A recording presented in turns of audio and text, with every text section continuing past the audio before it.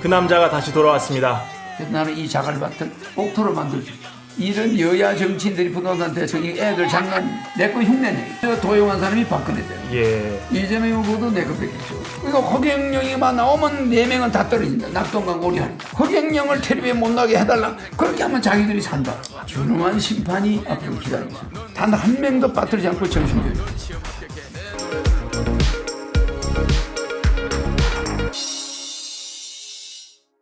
네, 매비런 여러분 안녕하십니까? 그 남자가 다시 돌아왔습니다. 허경영 is back.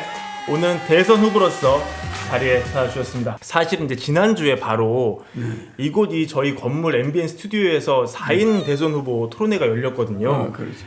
이제 허 후보님께서는 사실 나를 뺀 후보 이 토론회가 있을 수 있는 일이냐 이렇게 얘기를 좀 많이 해오셨는데 좀 지지율이 지금 어떻게 나오는 것으로 좀 보이는지. 이번 대통령 선거를 불법이라고 그러죠. 4인이 토론한다는 게 말이 안 되는 게 안철수 후보와 심상정 후보가 내 밑이었어요. 내가 3위였죠. 근데 나는 여론조사에 그때도 안 넣어줘요. 나는 빼버려요. 방송국들의 시청률도 한 3배는 올라갔어요. 네. 준엄한 심판이 앞으로 기다리고 있어요. 단 한 명도 빠뜨리지 않고 정신교육. 오늘 잘만 무서운 게 아니라 허경영도 무서운 사람이에요. 알겠습니다. 저희가 오늘 방송 토론회에서 방송태를 못 나가서 못 하신 말씀을 오늘 이 자리 통해서 좀 할 수 있게 저희가 좀 각별하게 신경 쓰도록 하겠습니다. 매불이 좀 뭐죠? 이름이 매불이? 예, 매불입니다. 매불이. 매불이. 네, 매불이. 네. 매불이가 무슨 뜻이에요? 매불이 아니라 매경 뭐 부동산 이코노미 이런 이제 매경 부동산 이코노미. 네. 그럼 매버이인데 매버리로 하는. 예, 조금 이제 조어를 했습니다 저희가. 준엄한 심판이 앞으로 기다리고 있을 거예요. 이번 대선이 부동산 대선으로 불리면서 이 부동산 정책 실패가 표심을 어떻게 연결될지가 가장 관건인데요. 취임 후에 가장 먼저 손볼 부동산 정책은 어떻게 보고 계십니까? 그러니까 내가 대통령 되면은 2달 안에 1억을 주잖아요. 그러면 화폐가 얼마가 풀리냐면 4천조를 양적 완화합니다. 부채가 4억이에요. 광해 화폐가 한 7천조가 됩니다. 물가 인상이 있는 게 아니라 오히려 경제가 선순환이 돼요. 오히려 장사가 잘 되고 돈이 잘 돌아요. 투자가 일어나고 고용이 늘어나 버리면서 파이가 커져버려요. 예. 이렇게 화폐가 많아진다고 해서 인플레가 생기는 게 아니라 산업이 발전되고 파이가 좋아지는 거예요. 네. 그 1억을 주게 되면 가계부채 2천조를 사람들이 갖게 돼요. 아들도 1억, 딸도 1억, 엄마도 1억, 아빠도 1억. 돈이 한 5, 6억 있도록. 이런 상태가 된 다음에 서서히 월 150을 줘요. 제가 대통령이 돼서 그 돈이 풀리면 활성화되면서 부동산 가격이 정상으로 들어갑니다. 가격이 또 오르지 않을까요? 그러니까 그게 반대예요. 뭐 이것저것 하겠다는 사람이 많아지면서 부동산이 안정을 찾는. GDP도 올라가지만 물가는 정상이 되면서 국민들 소득이 높아져요. 월급 받아가지고 세금 내는 것이 많습니다. 부동산 양도 소득세를 없애요. 종부세, 양도세, 상속세, 정여세 다 없어집니다. 상속세, 정여세 때문에 우리나라 기업이 다국적 기업으로 바뀌어요. 이건희에게 50조의 상속세를 매겼다 봅시다.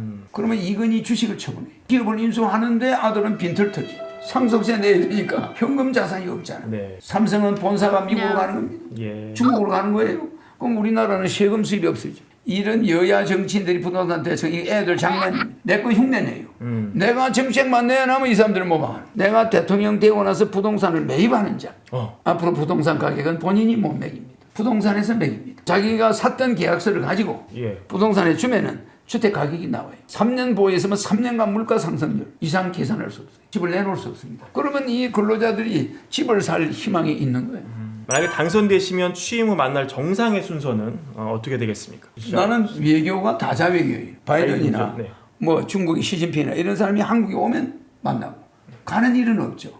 이유가 있습니까? 그러니까 주체성을 가지고 있죠. 나라가 작으니까. 국가혁명 3.3 공약을 96년 1월 1일에 창작하셔서 2010년 9월 20일에 저작권을 공표를 하셨더라고요. 네, 그렇습니다. 저희가 이제 그 받아본 자료에도 굉장히 원조 정책과 유사 정책이 많이 있는데 그렇습니다. 가장 좀 이거 좀 너무했다. 제일 먼저 도용한 사람이 박근혜 대통령. 예. 박근혜 대통령이 노인들한테 20만 원씩 주는 거. 그걸 이준석이가 텔레비에 나와서 허경영 걸 모방했다. 여러 후보의 공약을 봤는데 볼 게 없더라. 근데 허경영 보니까 백과사전이더라. 지금 이재명 후보가 베낀 거는 뭐가 있습니까? 이재명 후보도 내 거 뺏겼죠. 뭐 한두 가지가 아닙니다. 예, 맞네요. 국민배당금. 이재명 후보의 대부분은 다 뺏긴 거죠. 그 사람이 내 정책을 옛날부터 좋아해요. 내 것이 마치 자기가 원조처럼 하는데 이재명 후보가 뭐 밉지는 않아요. 진짜 내 거라도 최고의 선배. 화이팅. 채택해서 하니까. 윤 후보님께서 베낀 건 또 뭐가 있습니까? 윤 후보 그 사람들도 뭐 여가부 폐지. 좋은 게 있으면 따라서 하겠다는데 뭘 할 수는 없고 지적재산권에 대해서 아무 말은 하고 있지 않는데 그들이 나를 TV 토론에 못 나오게 하는 거. 요거는 뭔가 내 걸 뺏기기 때문에 예. 이재명 후보가 뭐 밉진 않아요. 이 허 후보님만의 차별되는 이 공약에 뭐가 있을지 좀 소개를 부탁드려도 될까요? 우리가 펌프가 이게 바싹 말랐잖아. 그러면 이 여야 후보는 숟가락으로 물을 넣어요. 추경 예산을 만들어야 돼. 그 사람들은 언제나 예산 오바를 말하는 겁니다. 나는 예산을 70% 줄여요. 우리 후보님이 20대 상대로 인기가 엄청 많으시더라고요. 그래서 20대 분들한테 질문지를 조금 저희가 취합을 했는데 조금 좀 엉뚱한 질문도 있습니다. 괜찮습니다. 요 질문 좀 많았는데 총재님 안녕하세요. 총재님 팬인데 가끔 너무 전화를 많이 하셔서 당황스러울 때가 있습니다. 전화를 왜 이렇게 많이 하십니까? 후보가 나왔는지 안 나왔는지 아무도 모르는 거야. 텔레비를 차단하니까. 네. 그러니까 허경영이만 나오면 4명은 다 떨어진다. 낙동강 오리알이다. 허경영을 텔레비에 못 나게 해달라. 그렇게 하면 자기들이 산다. 이러니 내가 후보로 나왔다는 걸 내 돈 2, 30억 써가지고 신문 광고비 30억 써가지고 알리고 아니 내 머리를 국민이 빌리면 대한민국이 세계 1위 경제 대국 되는 거는 시간 문제야. 그런데 여러분들은 복이 없다 보니까 허경영 같은 인재를 야 제쳐버리자. 대한민국에서 저 사람 쓰지 말자. 그냥 멍청이들끼리 하자. 이런 소리 하고 있는 거예요.